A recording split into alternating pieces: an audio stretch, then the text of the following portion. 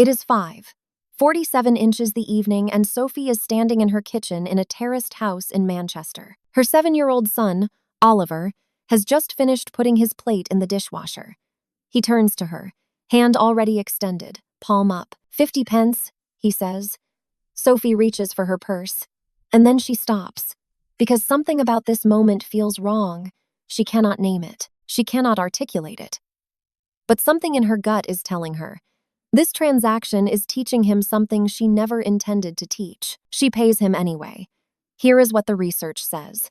Sophie is right to feel uneasy, and the reason has nothing to do with whether 50 pence is too much or too little. It has nothing to do with whether Oliver earned it or not. The problem is deeper than the amount.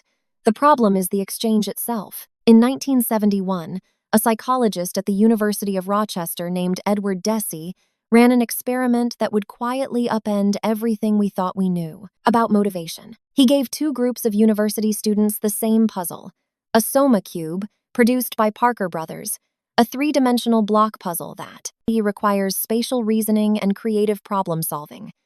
Both groups worked on the puzzle for 3 sessions, but there was one difference. One group was paid $1 for every puzzle they solved. The other group received nothing. Here is the part that matters. During the breaks between sessions, Deci left the room.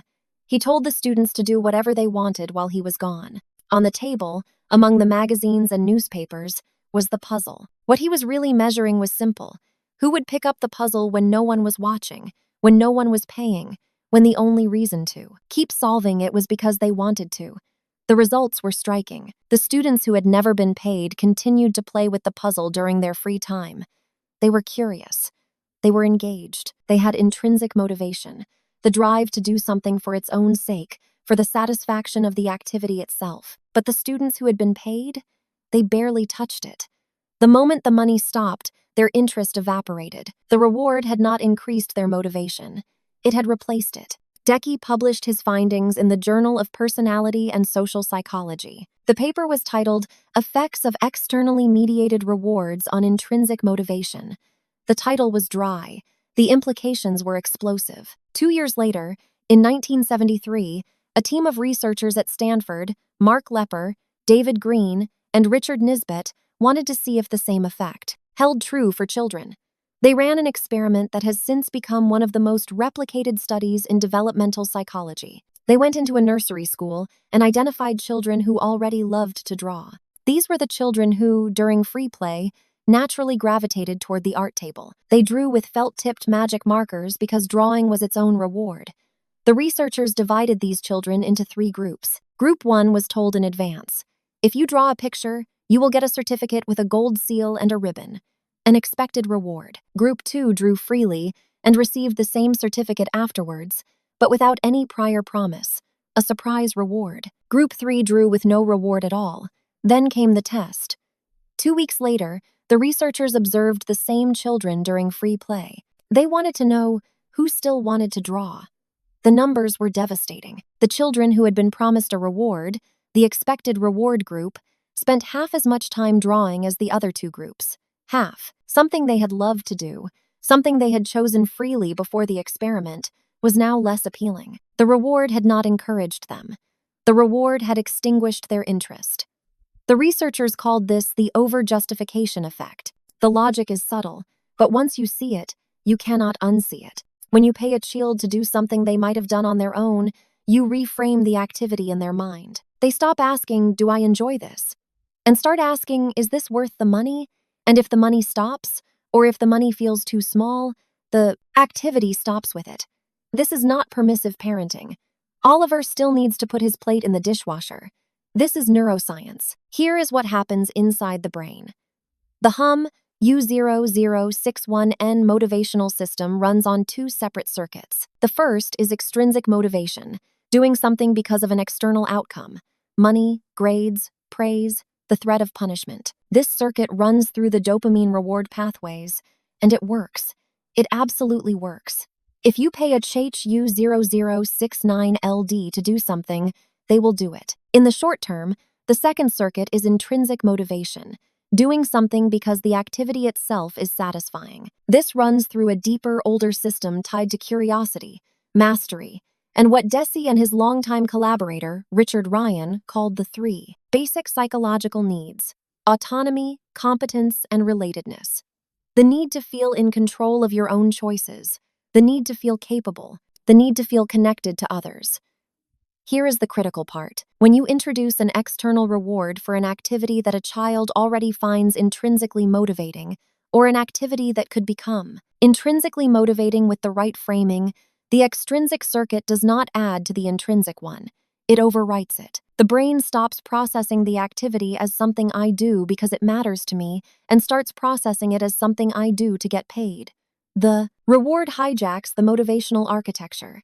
Deci and Ryan formalized this into what is now known as self-determination theory. It is one of the most validated frameworks in all of psychology, with thousands of studies across dozens of cultures. And its core finding is this: rewards do not simply add motivation, they can subtract it.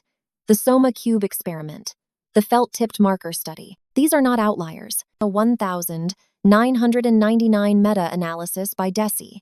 Ryan and Richard Kostner reviewed 128 studies on the effects of rewards on intrinsic motivation. The conclusion was clear and uncomfortable. Tangible rewards, money, prizes, stickers, reliably undermine intrinsic motivation. The effect is strongest when the reward is expected, when it is contingent on performance, and when the task is interesting. Now, here is where it gets painful. Parents have been paying children for chores for decades. The logic feels unassailable. We want to teach them the value of work. We want to teach them that effort earns reward. We want to prepare them for the real world, where you get paid for what you do. These are good intentions. These are reasonable intentions. And according to 40 years of motivational science, they are producing the opposite of what we want. I want to pause here and ask you something. What is the system in your house right now? Do your children do chores because they are part of the family, or because there is a pound coin waiting at the end? Drop your answer in the comments. I read every single one in the first 24 hours. Now let us talk about what chores actually do for children when you strip away the payment. The Harvard study of adult development is the longest longitudinal study of human flourishing ever conducted. It began in 1938 and is still running today. It has followed the same families across 4 generations, over 85 years of data. The researchers have tracked everything: health, income, relationships, career satisfaction, psychological well-being. And one of their most surprising findings is this: the children who did chores grew up to be more successful adults, not the children who were paid for chores, the children who simply did them. The study found that children who participated in household responsibilities from an early age developed stronger work ethics, greater empathy, and higher professional achievement as adults than children who did not. They were better collaborators. They had healthier relationships. They were, by multiple measures, happier. The mechanism was not the chore itself. It was what the chore signified: belonging, contribution, being needed by the people you live with. This is the paradox at the center of the entire debate. Chores are not the problem. Chores are one of the most reliable predictors of adult success we have. The problem is the transaction. The moment you attach a price tag to the chore, you strip away the very thing that makes the chore valuable. You take an act of family membership and you convert it into a market exchange. There is a 2019 study from the University of Minnesota that followed children across 20 years. The researchers found that the children who grew into the most self-motivated, independent adults were the ones whose parents had framed chores as contribution, not as obligation. We do this because we are a family. Not do this or you lose your pocket money. The difference is 3 words. The outcome is a lifetime. This is where the Nordic model comes in. In Sweden, Denmark, and Norway, the concept of paying children for household chores is not common, not because Nordic parents are permissive, but because they frame the entire household differently. The Swedish word is hushållsarbete, household work. The Danish concept of fællesskab, community, togetherness, extends into the home. Children in Scandinavian households are not employees. They are contributors. The expectation is not, you do this because I pay you. The expectation is you do this because you live here, and everyone who lives here contributes. That is it. This is not about being strict or lenient. This is not about whether children should be required to help. Nordic children absolutely are required to help. They set the table. They tidy their rooms. They help with laundry. The difference is the framing. The chore is not a job. The chore is membership.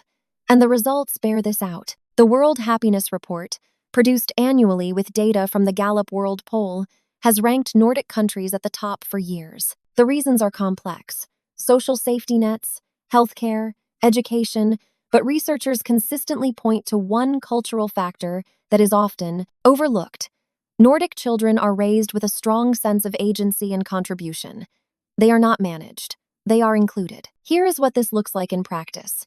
The three-part framework is simple. First, frame the chore as contribution, not as labor. Do not say if you clean your room, you get £1. Say we need to tidy the house together so it feels good to live in. The activity is the same. The meaning is fundamentally different. Second, offer choice within structure. Autonomy is one of the 3 basic psychological needs Deci and Ryan identified. Children do not need to choose whether to contribute. They do need to choose how. Would you rather set the table or feed the dog tonight? The contribution is non-negotiable. The method is theirs. Third, acknowledge the contribution, do not reward it. The distinction is subtle but enormous. A reward is a transaction. You do X, you get Y. Acknowledgement is relational. I see what you did, and it matters. Instead of here is your £1 for the dishwasher, try thank you for putting your plate away. It helps when we all pitch in. The child still receives positive feedback, but the feedback reinforces connection, not contract. Research from the Gottman Institute, not about chores specifically, but about what they call bids for connection, shows that children who feel seen and valued in their contributions develop stronger emotional regulation and higher self-esteem. They do not need a pound coin to feel good about what they did. They need to know that what they did was noticed and that it mattered to someone they love. The goal is not to stop children from doing chores. The goal is to stop paying them for doing what members of a family do. Now, let us return to Sophie, standing in her Manchester kitchen, purse in hand, looking at her 7-year-old son with his palm extended. What she does next is not dramatic. She does not deliver a lecture on self-determination theory. She does not explain the overjustification effect to a 7-year-old. She simply puts her purse back in her bag. She kneels down to Oliver's eye level, and she says something like this: "Oliver, I am not going to pay you for putting your plate away anymore." He looks at her. He is confused. He is also, for a moment, annoyed. 50 pence is a lot when you are 7, she continues. But here is what I am going to do. Every evening when we are all done with dinner, I am going to notice who helped, and I am going to say thank you. Because when you help, it makes our house feel better. And that matters more than money. He does not cheer. He is 7, and he just lost a revenue stream. But something shifts. It is small. It is barely visible. It is the beginning of a different kind of motivation. One that does not live in his wallet. It lives in his sense of being needed. Did Oliver stop putting his plate away? No, but the reason he did it changed. And that changed everything. Which of these 3 feels hardest for you right now?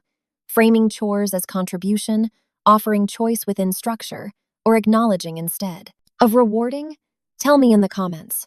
I read every single one in the first 24 hours. And if you want to understand what else neuroscience reveals about the behaviors you have been told are problems, but are actually signs of a developing brain, that video is right here on the channel. Subscribe so you do not miss it.